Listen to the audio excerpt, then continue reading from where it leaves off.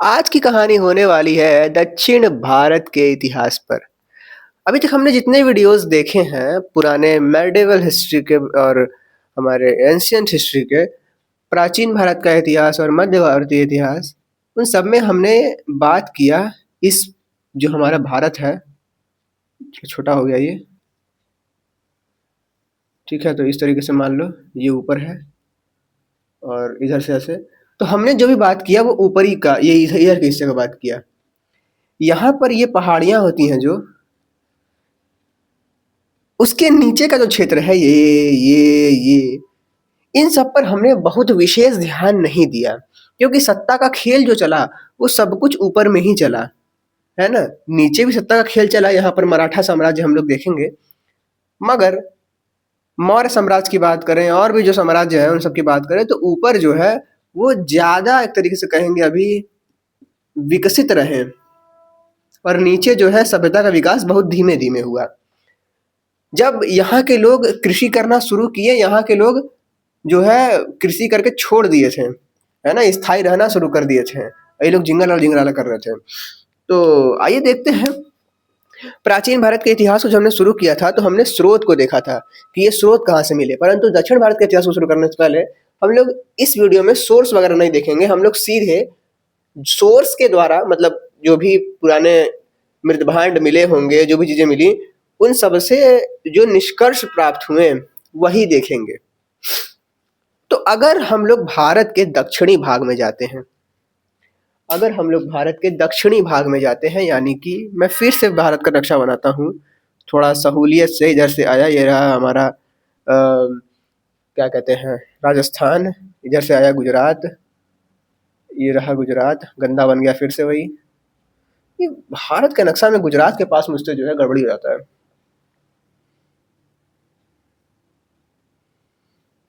चलो भाई ठीक है, तब भी चलो इतना बन गया ना। अरे यार ऐसे नहीं है। लो भाई, ये लो। अरे भाई कुपोषण हो गया। 2 मिनट। ये रहा और ये ऐसे आया, ये ऐसे आ गया। ले भाई, इसको जरा थोड़ा सा ऐसे कर देता हूँ। चलो ठीक है। तो ये मोटा मोटा हम लोग भारत लेते हैं। भारत ऐसे टेढ़ा हो गया थोड़ा सा, तो इसको थोड़ा सीधा कर दूं। चलो भाई, अब शायद थोड़ा सीधा लग रहा हो। खैर, तो भारत के दक्षिणतम भाग में अगर हम लोग बात करें तो बहुत 100 साल पहले, अगर हम बात करें लगभग 1200 साल पहले, वो भी ईसा मसीह के यानी कि बीसी की बात कर रहा हूँ मैं। ईसा मसीह के 1200 जन्म के 1200 साल पहले का अनुमान लगाया जाता है कि यहाँ पर सभ्यता पाई गई थी, सभ्यता होती थी, है ना। ऐसे मृदभांड वगैरह से पता चला है। अभी भी मुझको ये गंदा ही लग रहा है। अब सुधार ही दूं या तो फिर नहीं सुधारूं। तो नीचे का सही लग रहा है, ऊपर है जो है गोबर हो गया है। इसको थोड़ा ऐसे कर दूं, यहाँ से उत्तराखंड निकालता हूँ, ऐसे नेपाल इधर निकल गया। ये लो सिक्किम, इसका तो मतलब है नहीं हमसे। चलो भाई, तो चलो देखते हैं। सबसे पहले हम लोग देखेंगे इधर का जो कहानी है उसको, और उसमें भी हम लोग देखने वाले हैं, जैसे हमने यहाँ पर हड़प्पा सभ्यता को देखा था, हड़प्पा को हम लोगों ने देखा था। हड़प्पा लिखा है, आधा पा है ये, ठीक है। तो हड़प्पा को जिस प्रकार हमने देखा था, वैसे भी यहाँ पर हम लोग संस्कृति को देखते हैं। एक विशेष प्रकार की संस्कृति संस्कृति जो कि पूजा करती थी देवताओं की, जो कि दफन करती थी अपने पूर्वजों को। पूर्वजों क्या मतलब, अपने मृत आत्मा, मृत लोग जो है उन लोगों को दफन करती थी, और दफन करने के बाद उस पर पत्थर उत्थर औजार वगैरह सब उस पर डाल देती थी। तो इसका साक्ष्य मिला और इतिहासकारों ने पता किया यहाँ पर, तो उन लोगों को मृतभांड मिले और बहुत सारी चीजें मिली। तो उससे पता चला कि यहाँ पर भी सभ्यता होती थी। सभ्यता का विकास किस प्रकार से हुआ उसको हम लोग आज की इस वीडियो में देखने वाले हैं। किस प्रकार से राज्य वगैरह आए यहाँ पर, किस प्रकार से वंशों की स्थापना हुई उसको देखेंगे। सबसे पहले हम लोग देखते हैं, जिस प्रकार हमने हड़प्पा सभ्यता को देखा था उसी तरीके से यहाँ पर भी हम लोग देखने वाले हैं। एक संस्कृति को हम लोग देखेंगे, एक कल्चर को हम लोग देखेंगे, जिसका नाम है महास्मीय संस्कृति।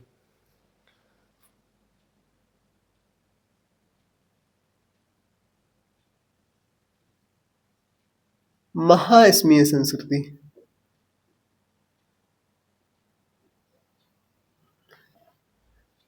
इसको हम लोग अंग्रेजी में लिखते हैं मेगालिथिक कल्चर।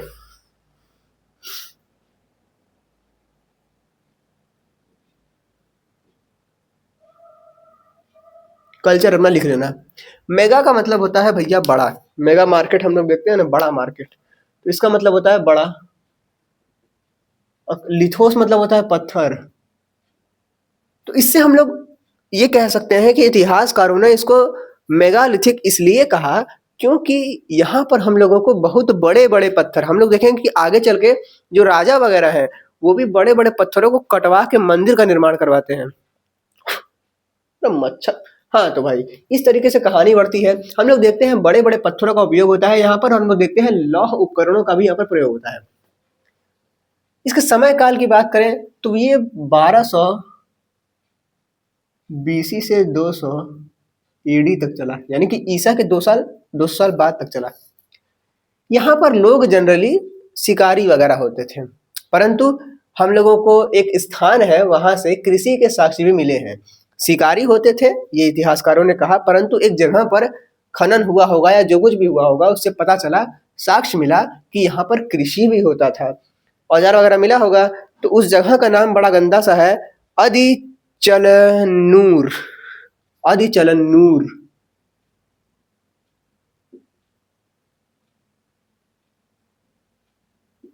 अदिचलनूर नाम है, गंदा लिख दिया मैंने, अदिचलनूर है ना, ब लग रहा था। चलो भाई, ये लोग देवता की पूजा करते थे जिसको कहते थे हम लोग मुरुगन। मुरुगन देवता की पूजा करते थे। इसकी तुलना ये लोग भगवान शिव के पुत्र कार्तिकेय से करते थे। लौह उपकरणों के अंतर्गत हम लोग देखते हैं कि लौह उपकरणों के अंतर्गत 3 उपकरण मुख्य तौर पर देखते हैं। एक तो भाई फावड़ा, फावड़ा। एक हम लोग देखते हैं छेनी, है ना, इस तरीके से जो होता है, इस तरीके से यहाँ पे ऐसे होता है, मारने पर कट जाए, लकड़ी लकड़ी उकड़ी काटने के लिए काम आता है बड़ा। तो छेनी, हाशिया, हसुआ, लाइक दैट, है ना। तो इस तरीके से हम लोग देखते हैं यहाँ पर इन। अरे भैया ये तो पूरा लाल लाल हो गया जी। ठंडी के कारण यहाँ पर हम लोग देख सकते हैं कि किस प्रकार से बोर्ड पर एकदम चिपक जा रहा है ना। चलो भाई, हम लोग यहाँ पर देखते हैं का प्रयोग, लौह उपकरणों के अंतर्गत इतना का प्रयोग, और किस चीज का प्रयोग यहाँ पर मैंने लिखा है। अच्छा, मृद भांडों का प्रयोग होता था यहाँ पर। तो यहाँ पर काले व लाल मृद भांडों का प्रयोग होता था। पशुओं का गोबर एक तरह इकट्ठा किया जाता था और उस पर आग लगाई जाती थी, ये भी देखने को मिलता है। और इससे हम लोग को राख का टीला देखने को मिला, है ना। राख का टीला बन जाता था इस तरह से आग लगाने पर। इस संस्कृति में मैंने शुरुआत में बताया था कि मृतक को दफनाकर उसके शव को बड़े बड़े पत्थर में बोल्डर से घेर दिया जाता था। अब इस संस्कृति को हम लोग खत्म करते हैं, 200 में ये खत्म हुआ, और हम लोग देखते हैं कि 275 के लगभग में पल्लव वंश को, और 200 से 275 के बीच में इसमें कुछ कहानी चलती है, छोटी छोटी बातें उसके बारे में हम लोग जानेंगे। चोल, चेरी, और एक और वंश है पांड्य वंश। पांड्य वंश का उल्लेख हमने मध्यकालीन भारत में भी देखा था, औरंगजेब वगैरह जब पढ़ रहे थे तो। औरंगजेब के नहीं, अकबर के शासन काल में हमने देखा था।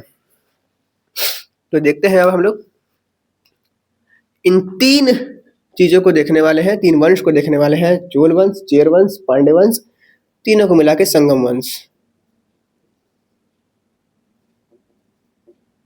शासनकाल 300 बीसी, 300 एडी। राज्य का उदय होता है संगम वंश के अंतर्गत, संगम युग के अंतर्गत राज्य का उदय हुआ। कब? 300 बीसी में। वहां पर 300 बीसी में साम्राज्य बन चुका था पूरा, मौर्य काल, है ना। तो बड़ा बड़ा सिस्टम है, देख लो, देख रहा है विनोद, उत्तर भारत विकसित हो गया, दक्षिण भारत यहाँ अभी राज्य बना रहा है। तो इसके अंतर्गत हम लोग 3 वंश को देख रहे हैं, चोल को, चेरी को और पांड्य को। मैप पर अगर देखा जाए तो ये रहा हमारा चोल, अरे ये तो चेरी है, ये हमारा क्या है, चेरी है, ये हमारा चोल है। दिख रहा है, कैमरे में आ रहा है ना सब कुछ? ठीक है विनोद, कैमरे में आ रहा है सब कुछ। और ये हमारा पांड्य है, ठीक है। तो इस तरीके से दक्षिण भारत विभाजित था, और ऊपर की कहानी तो अलग ही चल रही है। हम लोग मौर्य साम्राज्य में देखते हैं कि चंद्रगुप्त मौर्य जो है नीचे कब्जा नहीं कर पाते हैं और कलिंग पर कब्जा नहीं कर पाते हैं। तो खैर इसको छोड़ते हैं हम लोग, कलिंग को भाड़ में जाए, छोड़ो, आगे बढ़ते हैं। अब चोल की एक बात करें तो ये किस नदी के पास थे? तो अगर हम लोग ध्यान से देखें तो यहाँ पे है एक नदी जिसका नाम है पेन्नार, छोटी सी नदी है, पेन्नार नाम है। फिर एक नदी यहाँ से आती है ऐसे, है ना, इस तरीके से, कावेरी, ऊपर पेन्नार, नीचे कावेरी, और फिर आती है ताम्रपर्णी नदी कुछ इस तरीके से यहाँ पे। तो अगर हम लोगों को बांटना हो तो हम कैसे बांटेंगे? तो हम लोग लिखते हैं कि जो चेरी है वो कावेरी नदी के आसपास का क्षेत्र था, जो हमारा चोल है वो पेन्नार नदी के आसपास में था, और जो हमारा नीचे पांड है वो ताम्रपर्णी नदी के आसपास में था। तो हम लोग देखते हैं यहाँ पर पेन्नार नदी पर चोल, कावेरी नदी पर चेर, और हम लोग देखते हैं ताम्रपर्णी नदी पर पांड्य।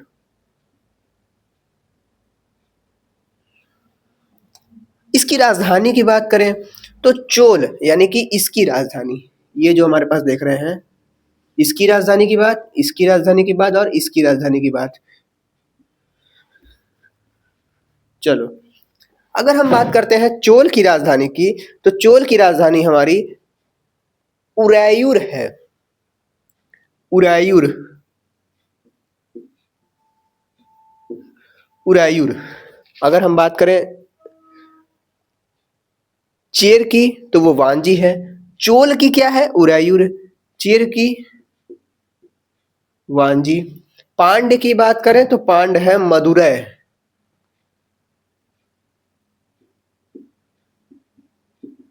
मदुरै। 3 ठो हमने यहाँ पे देख लिया। चोल पेन्नार, ठीक है, चोल के नीचे, इधर नीचे बगल में, नीचे सबसे नीचे पांड्य है, पांड्य ताम्रपर्णी, फिर एक कावेरी है, तो वो चेर वंश के आसपास का क्षेत्र कवर करती है, ठीक है। राजकीय चिन्ह की बात करें तो पेन्नार, पेन्नार कह रहा हूं मैं, चोल यानी कि ये। चेरी की बात करें तो यहाँ पे धनुष बना लो, एक ठो धनुष। इसके यहाँ तो पांड पे बना लो मछली, और चोल पे बना लो आई थिंक बाघ, है ना, बाघ। तो बाघ कैसे बनाओगे? लो बाघ बना लो, इससे याद रहेगा। तो बाघ से हम लोग याद रखेंगे चोल को। फिर यहाँ पर धनुष, फिर यहाँ पर मछली।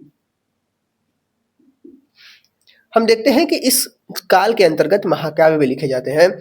महापादिकारम मणि रे मेर वलय, मणि मेर वलय तोल कापियम, गंदे गंदे से अजीब से नाम, शिलापादिकारम मणि मेड़ वलय तोल कापियम, शिलाकादिका, अबे यार, शिलापादिकारम, ये लिखा है इलांगो आदिगल ने।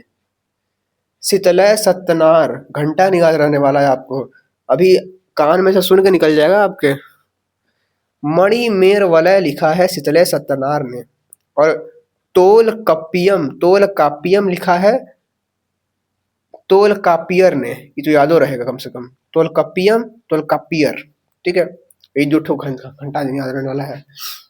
संगम सम्मेलन होता है। स्थान और अध्यक्ष की बात करते हैं तो स्थान मदुरै अगस्त रहती है। फिर होता है एक कपाटपुरम में, जो कि होता है तोल कापियर ऋषि द्वारा। एक होता है उत्तरी मदुरै में, जो कि होता है नक्कीरर द्वारा। अब आते हैं हम लोग थोड़ा सा और आगे पल्लव वंश पे।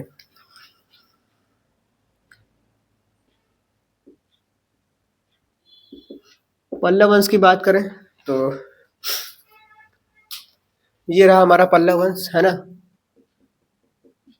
ये थोड़ा बड़ा ही ले लो, चोल के आसपास का क्षेत्र ले लो, पल्लव वंश को कह लो। ठीक है, तो ये हमारा पल्लव वंश है। पल्लव वंश का संस्थापक की बात करें, संस्थापक हमारे ये हैं सिंह विष्णु हैं। सिंह विष्णु।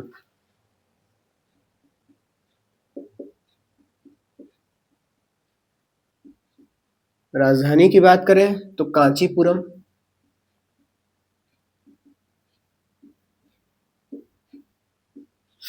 सिंह विष्णु संस्थापक है। और इसके अगले शासकों में एक प्रमुख शासक है, उनका नाम है वर्मन, सिंह वर्मन, महेंद्र वर्मन, सॉरी सिंह वर्मन नहीं, सिंह वर्मन इनके पुत्र हैं, महेंद्र वर्मन इनका नाम है। तो एक महान शासक के रूप में हम लोग देखते हैं महेंद्र वर्मन को।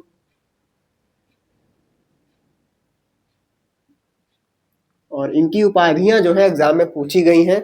इस साल के शायद यूपीएससी में ही पूछा गया था महेंद्र वर्मन की उपाधि को। तो उपाधि याद रखना है, विचित्र चित्त, विचित्र चित्त पूछा गया था।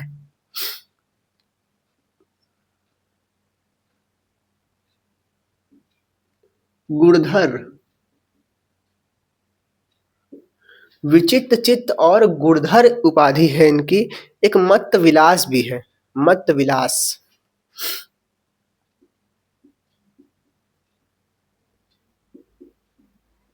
आगे बात करें तो इनके द्वारा लिखित एक ग्रंथ है, जो कि दक्षिणी भाषा है तो थोड़ा सा अजीब लगेगा। नाम है इनका, एक और नाम देख रहे हो ना, मत्त विलास भी है। तो इसी नाम से इनका एक ग्रंथ भी लिखा हुआ है, जिसका नाम है मत्त विलास प्रहसन। मत्त विलास प्रहसन।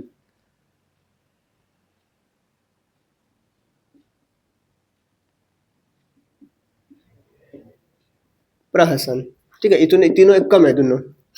चालुक्य वंशी शासक पुलकेशिन द्वितीय द्वारा इनको पराजित किया जाता है।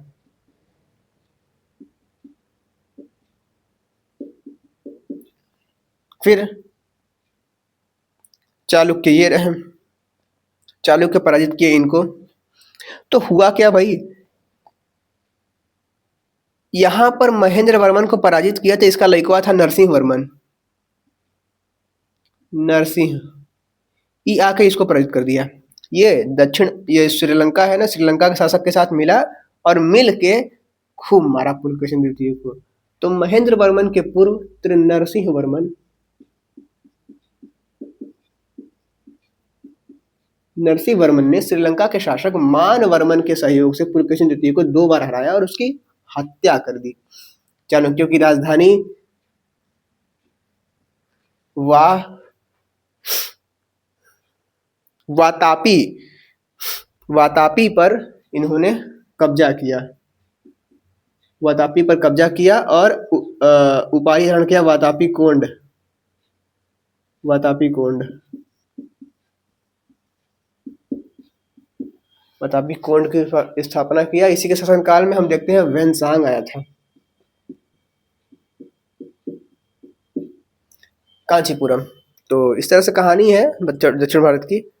अगली वीडियो में हम लोग नई नई चीज़ों को देखेंगे। तो यही सब कहानी है और इसी के साथ वीडियो खत्म हुआ। मिलते हैं नेक्स्ट वीडियो में दोस्तों।